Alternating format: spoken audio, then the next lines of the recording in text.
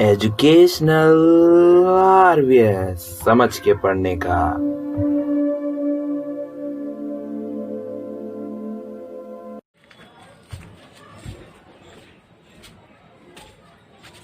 Hello guys, welcome to our channel educational RVS. तो आज हम करने वाले हैं एटॉमिक साइज।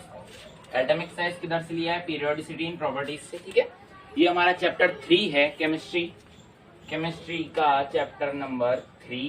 ठीक है, चैप्टर नंबर 3 कौन सा है? आप भी जानते हैं, क्लासिफिकेशन वाला, जिसके अंदर जो दो पार्ट में हमारा चैप्टर क्लासिफिकेशन और पीरियोडिसिटी।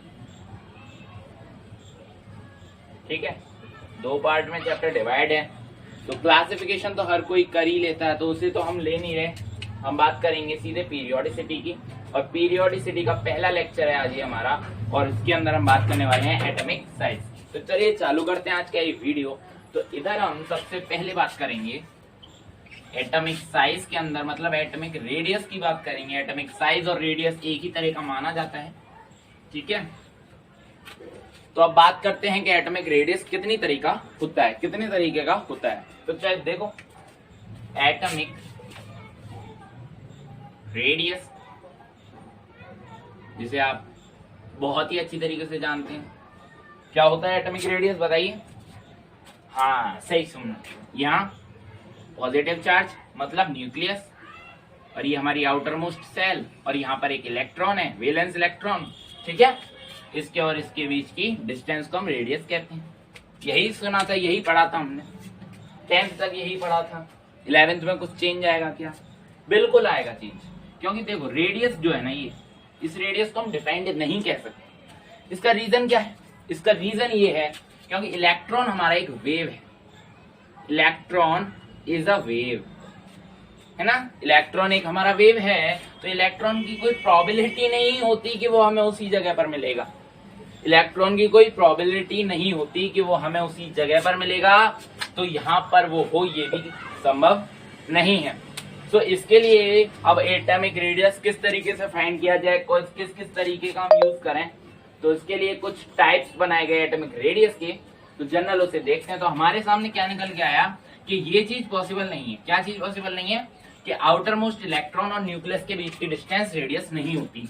ये चीज हमारे लिए पॉसिबल नहीं है। अभी तक हमने जो स्ट्रक्चर पढ़ा है, स्ट्रक्चर देखा है, उसे भूल जाना है बिल्कुल। क्यों? क्योंकि वो हो गया पुराना पढ़ा था हमने, बोहर का मॉडल तक पढ़ा था, और बोहर के मॉडल पर ही हमने बेस्ड पीरियोडिसिटी पढ़ी थी पिछली साल। बट अब हम क्या देखेंगे? अब हम स्क्रोडिंगर का मॉडल देखने वाले हैं, यानी वेव मैकेनिकल मॉडल के बेस पर करेंगे इस चैप्टर की पीरियोडिसिटी को। तो इधर हम बात करेंगे सबसे पहले एटॉमिक रेडियस की। तो एटॉमिक रेडियस को यार 3 तरीके में डिवाइड कर दिया। 3 में कहें या 4 में कहें, 4 में डिवाइड कर दिया, जिसमें से पहला हमारा कोवेलेंट रेडियस, दूसरा हमारा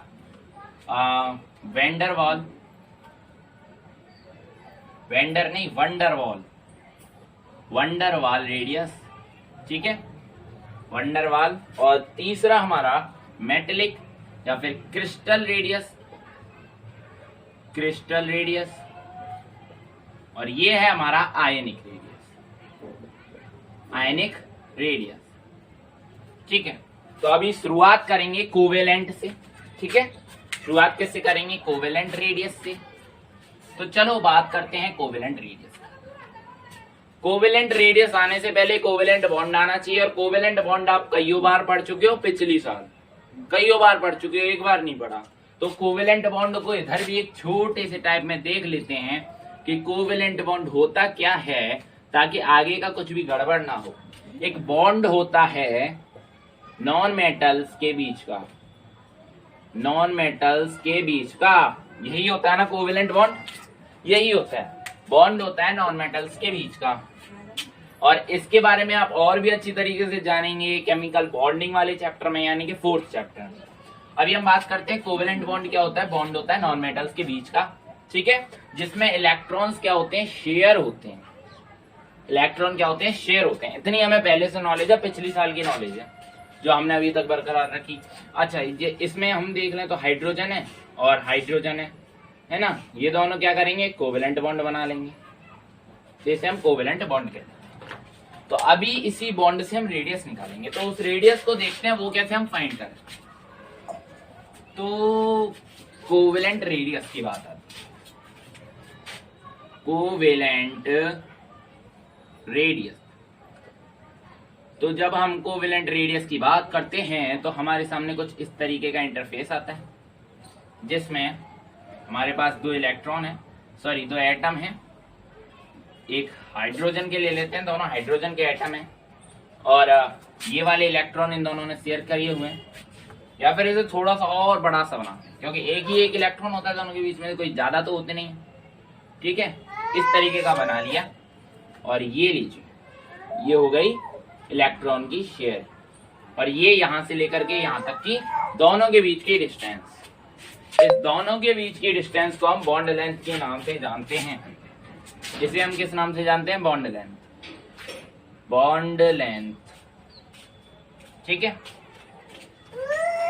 इसे हम जानते हैं बॉन्ड लेंथ के नाम से। यही है? नहीं है, इसे बॉन्ड लेंथ के नाम से नहीं जानते। तो बॉन्ड लेंथ क्या है? इन दोनों इलेक्ट्रॉन के बीच की डिस्टेंस नहीं, इन दोनों एटम्स के न्यूक्लियस के बीच की डिस्टेंस हमारी बॉन्ड लेंथ होती है। बॉन्ड लेंथ कहें या फिर इसे हम डिस्टेंस बिटवीन न्यूक्लियस ही कह लेते हैं तो अच्छा रहेगा, डिस्टेंस बिटवीन न्यूक्लियस। ठीक है, ये हमारी डिस्टेंस बिटवीन न्यूक्लियस होगी। बॉन्ड लेंथ के बारे में अगली चैप्टर में और अच्छे से पढ़ो। ठीक है, इधर बात करते हैं, इन दोनों एटम्स में न्यूक्लियस से न्यूक्लियस की डिस्टेंस हमारी डिस्टेंस बिटवीन न्यूक्लियस होगी। और जो हमारा जो रेडियस होगा, कोवेलेंट रेडियस, कोवेलेंट रेडियस होगा भाई इन दोनों की डिस्टेंस का आधा। यही हो गया कोवेलेंट रेडियस। बस खत्म कहानी, छोटा सा पार्ट था, कोवेलेंट रेडियस हमारी खत्म। चलो अभी चलते हैं सीधे दूसरी रेडियस पर, जिसका नाम है वैन डर वाल्स रेडियस। ठीक है, van der Waals radius, van der वाल रेडियस। ठीक है, तो इस रेडियस में हमें मजा आने वाला है। क्यों? क्योंकि इधर हमारे पास दो एटम्स हैं, जिसमें एक है हमारा नियोन का एटम, समझ लो। ठीक है, नियोन है, ये भी नियोन है। अभी हमें कोवेलेंट बॉन्ड से शेयरिंग होने वाले कोवेलेंट बॉन्ड करने वाले सारे एलिमेंट्स की हम निकाल सकते हैं। क्या कोवेलेंट रेडियस। बट बात करें हम वैन डर वाल रेडियस, मतलब ये किसके लिए निकले, ये किसके लिए है? तो ये हमारी इनर्ट एटम्स के लिए होती है। इनर्ट एटम्स, जिन्हें हम इनर्ट गैस भी कहते हैं, तो ये हमारी इनर्ट गैसेस के लिए होती है। तो इनर्ट गैस कौन सी होती है? ज्यादातर नियोन, है ना, हीलियम, नियोन, आर्गन। ठीक है, वो आप जानते हैं, क्रिप्टॉन, जीनान वगैरह वगैरह। तो ये हमारी इनर्ट गैसेस होती हैं। तो इधर से एक इनर्ट गैस है हमारे पास, नियोन। ठीक है, इन दोनों के बीच का हमें वैन डर वाल्स रेडियस देखना है। तो इन दोनों के बीच का वैन डर वाल रेडियस क्या होगा बताओ?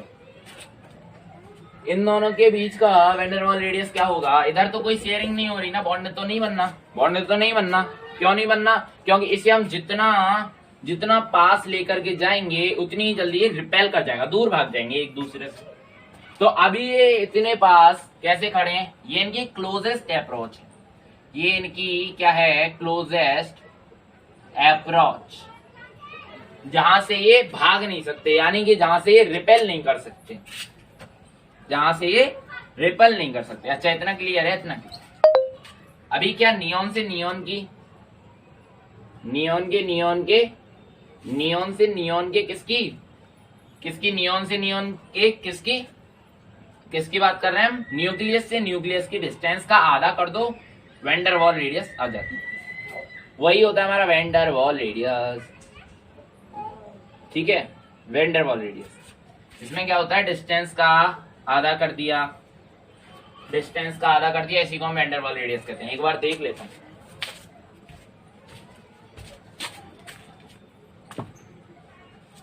ओके, तो वैन डर वाल रेडियस क्या होता है? डिस्टेंस का आधा कर दिया, उसी को हम वैन डर वाल रेडियस कहते हैं। अभी देखो आगे, यहां तक का हमारा बिल्कुल क्लियर है, कोई दिक्कत नहीं है।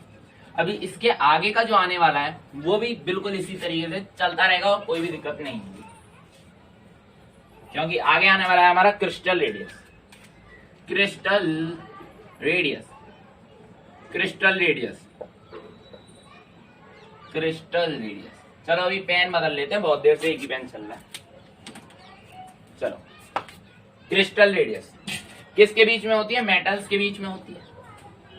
अच्छा ये बताओ, मेटल्स क्या कोवेलेंट बॉन्ड बनाते हैं? नहीं, मेटल्स कोवेलेंट बॉन्ड नहीं बनाते, ठीक है। और मेटल्स वैन वाल रेडियस भी उनकी नहीं निकाल सकते, इनकी कोवेलेंट रेडियस भी नहीं निकाल सकते, वैन वाल रेडियस भी नहीं निकाल सकते। ये तो बड़ी विकट समस्या आन पड़ी।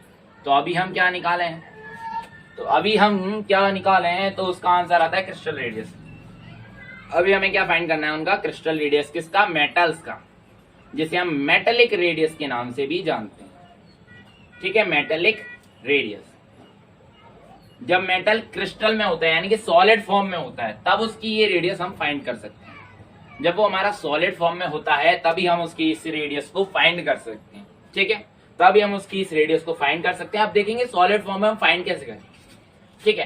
तो जनरल है, आपके पास रखा है भैया एक प्लेट, ठीक है। एक प्लेट रखा हुआ है, ये हमारा प्लेट मान लो आयरन का प्लेट है। तो इसमें क्या होगा? Iron iron iron iron iron, इस तरीके से आयरन एक दूसरे से जुड़े हुए होंगे, है ना। इस तरीके से आयरन एक दूसरे से जुड़े हुए होंगे। आयरन क्यों? क्योंकि इधर यार बहुत पास पास एटम्स होते हैं, है ना। और इसमें ऐसा कुछ नहीं होता कि हम Fe2 कह दें, ऐसा नहीं होता। इसके अंदर पास पास एटम्स होते हैं और सिंगल एटम होते हैं, यानी कि आइसोलेटेड एटम्स होते हैं। तो अभी हम लेंगे इनमें से कोई भी दो एटम्स को, यानी कि इन दोनों वाले एटम्स को बड़ा कर लेते हैं, माइक्रोस्कोप के अंदर रखते हैं। तो इस तरीके का एक एटम, इस तरीके का एक एटम, बॉन्ड नहीं बना रहे, ये याद रखना, बॉन्ड नहीं बना रहे। इसके बारे में याद रखना क्या कि बॉन्ड नहीं बनना मतलब एक दूसरे से बस टच हो रहा है, एक दूसरे से बस इस तरीके से क्यों टच हो रहा है। उसमें क्या था कि इस तरीके से एक दूसरे से शेयर हो रहे थे, इस तरीके से। एक चेन देखिए, चेन चेन चेन में क्या होता है? एक दूसरे से कड़ियां मिली हुई होती हैं, है ना। और इधर क्या है कि बस सिंपल टच है, इधर सिंपल टच है, उधर क्या था? एक चेन बनी हुई थी, यानी कि कड़ियां मिली हुई थी। और वैन डर वाल रेडियस में तो कुछ भी नहीं था, मतलब कि दूर दूर ये दो एटम्स खड़े हैं, इन दोनों के बीच की डिस्टेंस का आधा कर दिया, वही आ गया वैन डर वाल रेडियस, ठीक है। तो अभी बात करते हैं, इधर दोबारा से लौटते हैं क्या कि इन दोनों एटम्स को ले लो, Fe इन दोनों के न्यूक्लियस के बीच की डिस्टेंस का आधा कर दो, रेडियस आ जाएगा। इन दोनों के न्यूक्लियस के बीच की डिस्टेंस का आधा कर दो, रेडियस आ जाएगा। चलो अभी बात करते हैं, अभी हम बात करेंगे इनके अरेंजमेंट की, यानी कि कौन सा बड़ा होगा कौन सा छोटा होगा, ठीक है। तो हमारा सबसे पहला जो है वो आता है हमारा कोवेलेंट रेडियस, दूसरा आता है हमारा वैन डर वाल रेडियस, ठीक है, VDWR या फिर VDW रेडियस, और ये आता है हमारा क्रिस्टल रेडियस। दोनों CR से नहीं, तो इधर मेटेलिक रेडियस ले लेते हैं। चलो मेटेलिक रेडियस। अभी इसका ऑर्डर क्या होगा, कौन सा बड़ा होगा कौन सा छोटा होगा? तो सबसे बड़ा होगा हमारा वैन डर वाल रेडियस। वैन डर वाल रेडियस इज एवर ग्रेटर, ठीक है, ये हमेशा सबसे बड़ा रहेगा। इससे छोटा होगा हमारा मेटेलिक रेडियस, ठीक है, मेटेलिक रेडियस, और मेटेलिक रेडियस से छोटा होगा हमारा कोवेलेंट रेडियस। इधर क्या होता है वैन डर वाल रेडियस में, देखो एटम्स अपनी क्लोजेस्ट अप्रोच पे होते हैं, मतलब अपनी क्लोजेस्ट दूरी पे होते हैं, जहां से वो रिपल नहीं कर सकते, जहां से वो भाग नहीं सकते। अच्छा इधर क्या होता है, मेटल्स एक दूसरे के पास, मेटल्स कह लो या फिर एटम्स कह लो, एक दूसरे के पास बिल्कुल अटैच्ड होते हैं और अपनी बाउंड्री को शेयर किए होते हैं, मतलब उन दोनों के बीच में कोई भी डिस्टेंस नहीं होता। कोवेलेंट रेडियस, इधर क्या होता है, इधर एटम्स के बीच में कोई डिस्टेंस नहीं होता, बल्कि एक दूसरे को ओवरलैप किए होते हैं। तो यहाँ पर हम देख सकते हैं कि रेडियस से थोड़ा सा ज्यादा आ जाएगा, है ना, रेडियस से थोड़ा सा ज्यादा आ जाएगा। इधर हम देख सकते हैं कि फिक्स रेडियस आ जाएगा, है ना, फिक्स रेडियस आ जाएगा। तो जनरली इधर भी थोड़ा सा कम ही रेडियस आएगा, इधर फिक्स्ड रेडियस से भी थोड़ा सा कम रेडियस आ जाएगा। तो हमारे पास क्या आया, इससे हमारे पास एक लॉ निकल के आ गया, जैसे पॉइंट में डाल लो, अगर लिख रहे हो कहीं तो इसे पॉइंट में मेजर पॉइंट बना के ये डाल दो, सबसे आगे वेंडरवॉल रेडियस, उसके बाद मेटेलिक रेडियस, उसके बाद कोवेलेंट रेडियस। चलो अभी एक बात करते हैं बहुत ही इजी से फैक्ट की, जिसका नाम आपने अपने स्कूल में कई बार सुना भी होगा और कई बार उसके बारे में पढ़ा भी होगा। That is screening effect. Screening effect, या फिर मैं कह लूं सील्डिंग इफेक्ट, या फिर मैं कह लूं सील्डिंग इफेक्ट। तो अभी यहां पर देखो हमारे पास ये न्यूक्लियस पॉजिटिव चार्ज भरा हुआ, ठीक है। इसके अराउंड हमारे पास ये एक सेल, पेन बोल गया मतलब मार्कर बोल गया, दूसरा लेना पड़ेगा। चलो दोबारा से बनाते हैं पूरे डायग्राम को। चलो यहाँ क्या प्लस प्लस प्लस यानी पॉजिटिव चार्ज, ठीक है। यहाँ क्या है, इतना दूर एक रेडियस ले लिया, एक रेडियस। चलो तो न्यूक्लियस को भी थोड़ा सा डार्क वे में जैसे हम पहले बनाते थे उसी तरीके का बनाते हैं, इस तरीके। तो ये हमारी सेल के एल एम, ये तो आप जानते ही हो, कई बार पढ़ा हुआ है, ठीक है। तो ये तो हमने कई बार पढ़ा। अभी हमारे पास क्या है, एक इलेक्ट्रॉन यहाँ, एक इलेक्ट्रॉन यहाँ, एक इलेक्ट्रॉन यहाँ, एक इलेक्ट्रॉन यहाँ, एक इलेक्ट्रॉन यहाँ, एक इलेक्ट्रॉन यहाँ, एक इलेक्ट्रॉन यहाँ, एक इलेक्ट्रॉन यहाँ, 1 2 3 4 5 6।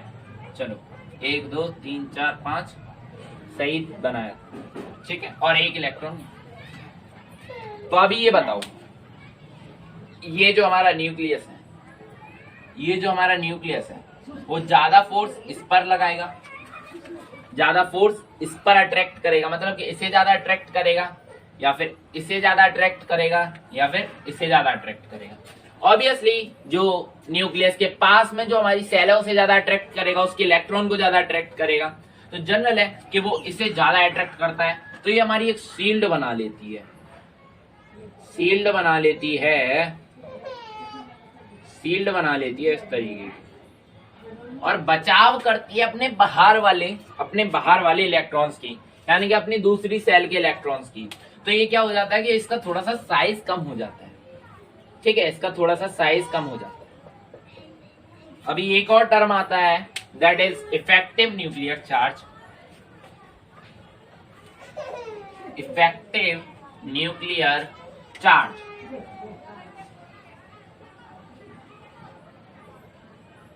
न्यूक्लियर चार्ज, ठीक है। जेड इफेक्टिव से हम इसे रिप्रेजेंट करते हैं, जेड इफेक्टिव। जनरली इसे हम जेड से भी रिप्रेजेंट कर लेते हैं, क्योंकि अभी हमने ज्यादा इनऑर्गेनिक केमिस्ट्री पढ़ा नहीं है, तो इसे जेड से भी हम रिप्रेजेंट कर लेते हैं, तो उसमें कोई दिक्कत नहीं है। जेड इफेक्टिव या फिर जेड एक ही बात है।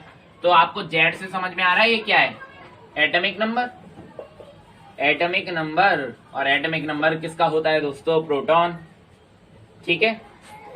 एटॉमिक नंबर क्या होता है, नंबर ऑफ प्रोटॉन। सिंपल सी बात, कई बार पढ़ी है, number of proton, number of proton, number of proton, हजारों बार पढ़ा हुआ है। तो अभी क्या, Z effective, Z atomic number, number of proton तक कोई दिक्कत नहीं। Z effective, Z atomic number, number of proton, कोई दिक्कत नहीं, इसके आगे का दिक्कत। तो हमारा जो जेड इफेक्टिव होता है वो क्लीन अटैच्ड होता है जेड पर, और जेड हमारा क्लीन अटैच्ड होता है एटॉमिक नंबर पर, और हमारा atomic number number of proton पर। मतलब ये कहना है कि जेड इफेक्टिव हमारा नंबर ऑफ प्रोटॉन पर अटैच्ड होता है, ठीक है, नंबर ऑफ प्रोटॉन पर अटैच्ड होता है। ये बात बस इतनी रखो याद में, और ज्यादा नहीं देखना, बस इतना याद रखना, इतना सा छोटा सा पॉइंट, इतना याद। चलो आगे देखो।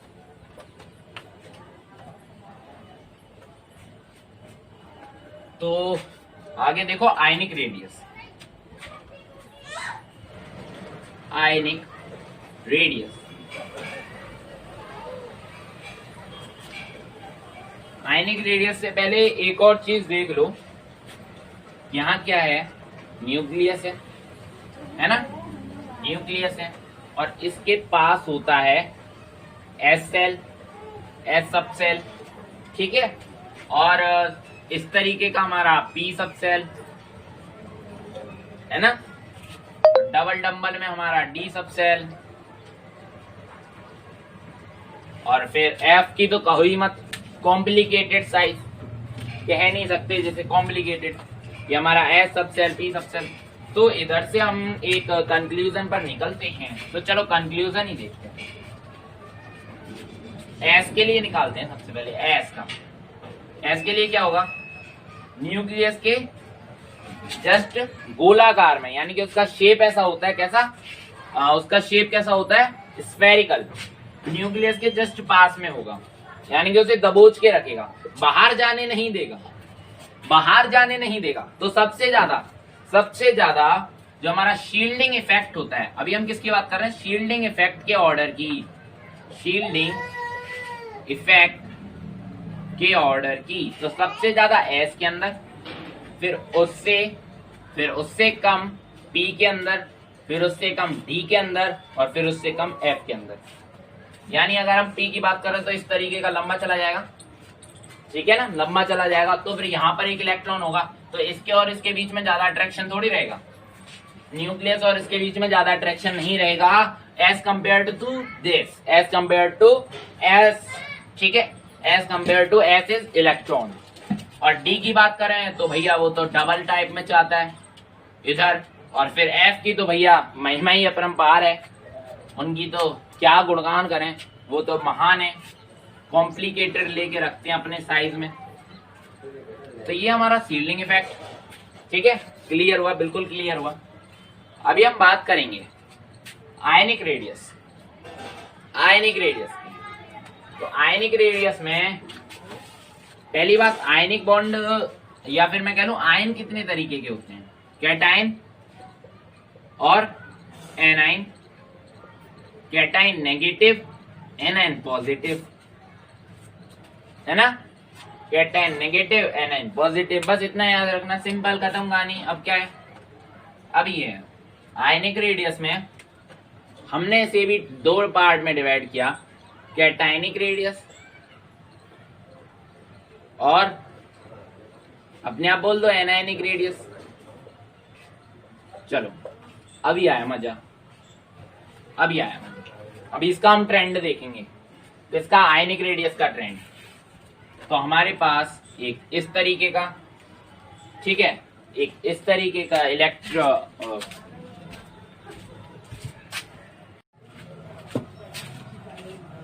तो अभी एक छोटा सा चेंज है, हमारा कैटाइन पॉजिटिव, एनायन नेगेटिव, ठीक है, ये आप जानते हैं, हम भी जानते हैं। थोड़ा सा ब्रेक लगा, उसमें मुझे याद आया कैटाइन पॉजिटिव होता है, एनायन नेगेटिव होता है, ठीक है।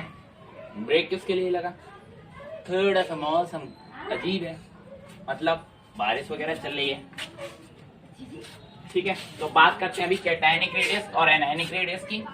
तो कैटायनिक रेडियस हमारी पॉजिटिव चार्ज वाली रेडियस, मतलब एक रेडियस हम बना लें, ये समझ लो कि एक एटम है, ठीक है, एटम का ये हमारा न्यूक्लियस यानी पॉजिटिव चार्ज, एक इमेंड कर देते हैं, चलो इमेंड कर दिया, ठीक है, 1 2 3 इलेक्ट्रॉन, इलेक्ट्रॉन, इलेक्ट्रॉन, 2 होंगे, 3 4 5 6 7 6 होते हैं, ठीक है, 6 और 6 और 2, 6 और 2 6 होते हैं कि 8 होते हैं, 8 होते हैं, 7 और 8, ठीक है, 8 2 10 1 11। ये किसका हो गया, सोडियम एटम हो गया, ठीक है, सोडियम एटम हो गया। तो अभी देखो, अभी इसका और इसका न्यूक्लियर चार्ज ज्यादा है कम है, इसका और इसका न्यूक्लियर चार्ज यानी कि लास्ट इलेक्ट्रॉन का न्यूक्लियर चार्ज ज्यादा है कम है, ज्यादा है कम है, कम है। अच्छा अभी यहां पर देखो, ये है हमारा इलेक्ट्रॉन, इलेक्ट्रॉन, और ये भी हमारे इलेक्ट्रॉन ज्यादा आ रहे हैं, 1 2 3 4 5 6 7 8, ठीक है। तो ये रहे हमारे इलेक्ट्रॉन दादा, और यहाँ पर अभी मैं बात करूं इसका इन सब से जो चार्ज है वो ज्यादा है या फिर कम है, बताओ, इसका इन सब से चार्ज ज्यादा है या कम है। जनरली इसमें जेड इफेक्टिव लेस होगा, इसमें जेड इफेक्टिव ज्यादा होगा। उसका रीजन बताओ। क्योंकि इसके और इसके बीच में दूरी ज्यादा है, ठीक है, इसके और इसके बीच में दूरी ज्यादा है, इसके और इसके बीच में दूरी ज्यादा है, और इसके और इसके बीच में दूरी कम है, एक सेल कम हो गया। तो हम कह सकते हैं कि नॉर्मल एटम से कैटायनिक रेडियस जो होती है, कैटायनिक रेडियस छोटी होती है, ठीक है। नॉर्मल एटम से नहीं, रेडियस से कैटायनिक रेडियस छोटी होती है, कैटायनिक रेडियस छोटी होती है, बस इतना याद रखो। किससे? नॉर्मल रेडियस से। अभी इसका जो रीजन है वो लीगल रीजन आपको मैंने बताया कि क्या नन्यूक्लियस से लेकर के इसकी डिस्टेंस थोड़ी ज्यादा है। अब अच्छा, अभी यहाँ पर देखो, जब ये चला गया तो इधर डिस्टेंस भी कम रही, तो या फिर मैं इस तरीके से कहता हूँ आपसे, न्यूक्लियस इसको ज्यादा तेज अट्रैक्ट करेगा या फिर न्यूक्लियस इन सारों को ज्यादा तेज अट्रैक्ट करेगा? आप कहोगे इनको ज्यादा। क्यों? क्योंकि ये पास हैं और ये दूर है। तो इससे क्या हुआ, हमारे पास एक रिलेशन आया कि एटॉमिक साइज से क्या होता है, 1/z इफेक्टिव होता है। या फिर हम इधर z इफेक्टिव रख लें, उधर साइज रख लें, कोई ज्यादा चेंज नहीं आता, ठीक है। इधर दूरी ज्यादा, इधर दूरी कम, उसके कारण ये बस। आगे देखो। तो आगे हम देखेंगे एनायनिक रेडियस में हम बात करेंगे नेगेटिव चार्ज वालों की। ये तो आप भी जानते हो, एनायनिक रेडियस में नेगेटिव चार्ज आता है। ट्रेंड फॉलो करना है, ये वाला ट्रेंड हमें अभी कंप्लीट करना है। एनायनिक रेडियस बचा है तो पता करें कि वो कैटायनिक रेडियस से भी छोटा है या फिर नॉर्मल रेडियस से बड़ा है। तो इसे अभी हम पता करते हैं। देखो, यहाँ एक पॉजिटिव इमेंड कर दिया। चलो उसी का लेते हैं, इलेक्ट्रॉन। डायरेक्ट मैं तीसरे में बनाऊंगा, ठीक है। इसके और इसके बीच का अट्रैक्शन ज्यादा होगा या कम होगा वो आप भी बता सकते हो, है ना। तो अभी हमने क्या किया, एक इलेक्ट्रॉन इसे दे दिया, जा तू रख, तेरे को हम दे रहे हैं, जा तू रख। एनर्जी वगैरह अभी नहीं ले रहे हैं, ठीक है। इसके आगे हम देखेंगे देने में भी कितनी एनर्जी लगती है और उससे लेने में भी कितनी एनर्जी लगती है, तो उस सबको हम बाद में देखेंगे। बट अभी हमने क्या देखा कि हमने इसे एक और इलेक्ट्रॉन दे दिया। तो पहले तो इस न्यूक्लियस को 11 इलेक्ट्रॉन को अट्रैक्ट करना पड़ रहा था। ये किसका एटम है? सोडियम का, ठीक है। सोडियम की हम बात कर रहे हैं। पहले तो इसे 11 को अट्रैक्ट करना पड़ रहा था, बट अभी हमने इसे एक और दे दिया तो अब ये 12 को अट्रैक्ट करेगा। न्यूक्लियस के अंदर एटम्स 11 हैं। तो बताइए 11 एटम 11 को ज्यादा अच्छे से अट्रैक्ट करेंगे या फिर 12 को ज्यादा अच्छे से अट्रैक्ट करेंगे? योर आंसर इज 11 को ज्यादा अच्छे से अट्रैक्ट करेंगे। इलेक्ट्रॉन कम है इसलिए, और इधर इलेक्ट्रॉन एक बढ़ गया इसलिए। अच्छा, जो अभी हमने पहले देखा था उसमें दूरी वाला कंसेप्ट भूल जाओ। चलो दूरी वाला कंसेप्ट भूल जाओ, यही वाला कंसेप्ट लगाओ। अच्छा, ये वाले दोनों इलेक्ट्रॉन्स जब साफ हो गए, यानी कि यहाँ पर हमारे 10 इलेक्ट्रॉन बचे थे, किसमें? कैटायन की कंडीशन में हमारे पास 10 इलेक्ट्रॉन बचे थे। तो आप बताओ 10 इलेक्ट्रॉन को न्यूक्लियस अच्छे से अट्रैक्ट करेगा या फिर न्यूक्लियस जिसके अंदर प्रोटॉन 11 हैं, वो 11 इलेक्ट्रॉन को अच्छे से क्या करेगा? अट्रैक्ट करेगा। आपका आंसर नॉर्मल है, हम भी जानते हैं, आप भी जानते हैं क्या कि 10 वाले को ज्यादा अट्रैक्ट करेगा, 11 वाले को कम अट्रैक्ट करेगा और 12 वाले को उससे भी कम अट्रैक्ट करेगा। तो मतलब क्या? कम अट्रैक्ट करेगा मतलब साइज क्या होगा? साइज बढ़ेगा। तो साइज कैसे बढ़ गया? सबसे ऊपर आ गया एनायनिक रेडियस। चलो इसे याद कर लो, रट लो इस चीज को भाई, रट लो, बहुत ज्यादा इंपॉर्टेंट है, इसे रट लो। अभी इसके कुछ एग्जांपल्स देखते हैं ना। जैसे हमारे पास है नाइट्रोजन, हमने अभी सोडियम के बारे में देखा था, बस नाइट्रोजन के बारे में देख लेते हैं। नाइट्रोजन के बारे में बात करें, प्रोटॉन की। नाइट्रोजन के प्रोटॉन्स कितने होते हैं? एटॉमिक नंबर कितना होता है? 7। हाँ, तो प्रोटॉन 7। अभी नॉर्मल एटम के प्रोटॉन कितने होंगे? 7। नॉर्मल एटम के प्रोटॉन नहीं, इलेक्ट्रॉन 7।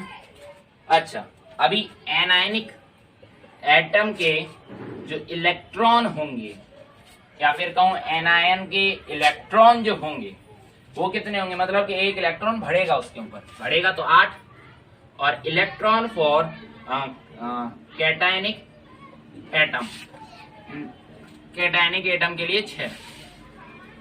अभी हमें डिसाइड करना है जेड इफेक्टिव का खेल और रेडियस का खेल, ठीक है, जेड इफेक्टिव और रेडियस।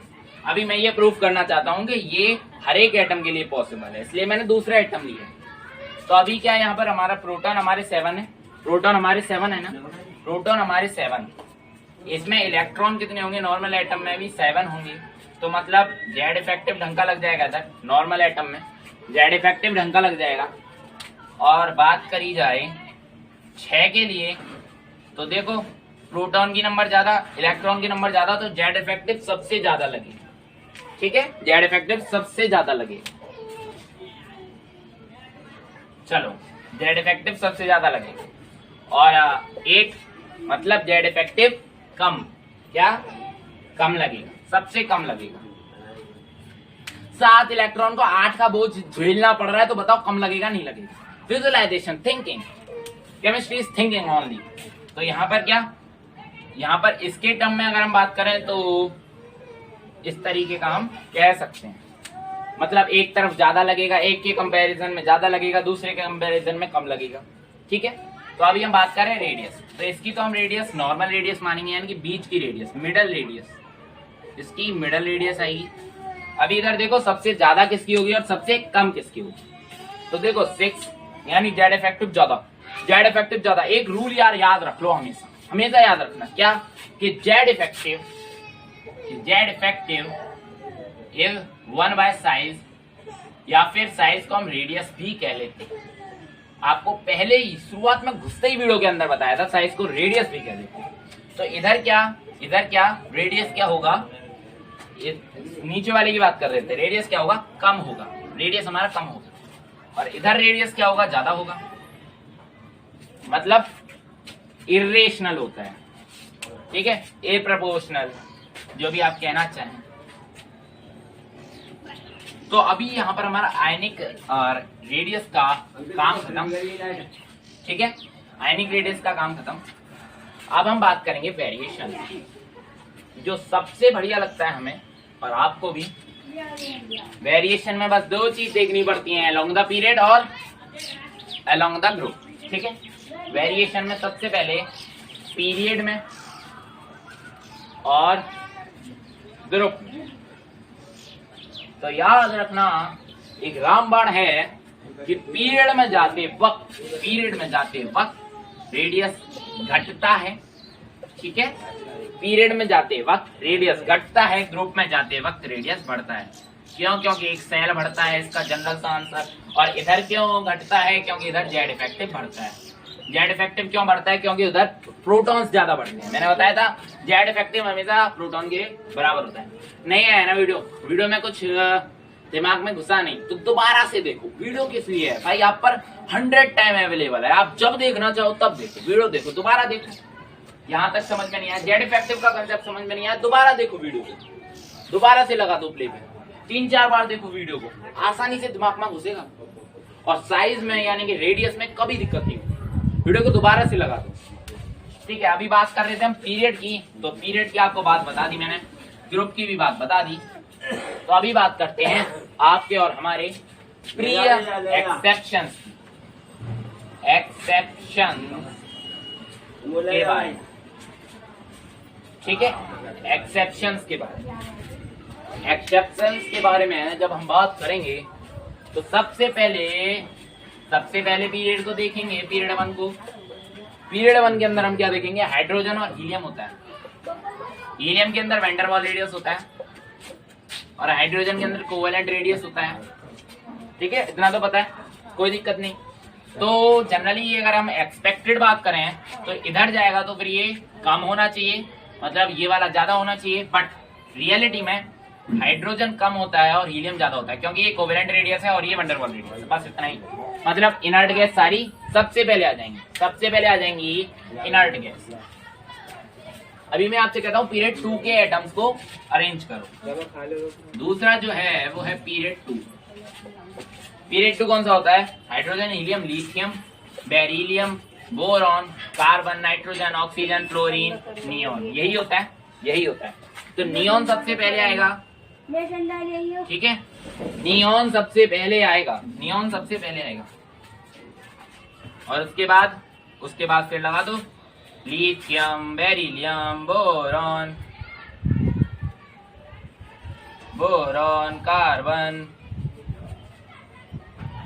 नाइट्रोजन, ऑक्सीजन और फ्लोरीन। ठीक है, ये तो भाई बात पीरियड 2 की।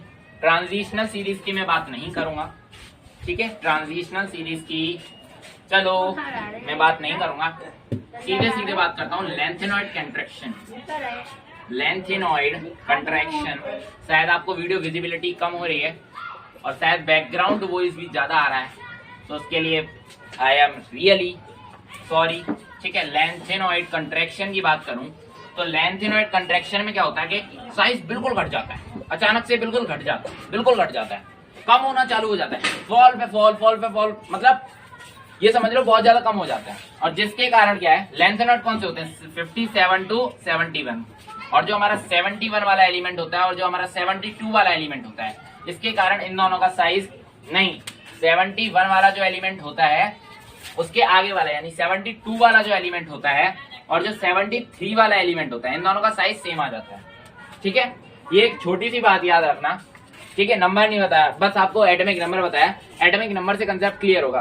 तो थैंक्स फॉर वॉचिंग दिस, बस इतना ही आज की वीडियो में। एक्सेप्शंस दोबारा से देखो, एक्सेप्शन सबसे ज्यादा इंपॉर्टेंट है, पेपर में पूछे जाएंगे, मेंस में पूछे जाएंगे, जो भी आप देना चाहते हो या फिर कुछ भी करना चाहते हो उसमें ये पूछे जाएंगे। तो थैंक्स फॉर वॉचिंग दिस, मिलेंगे अगले वीडियो में, बाय बाय।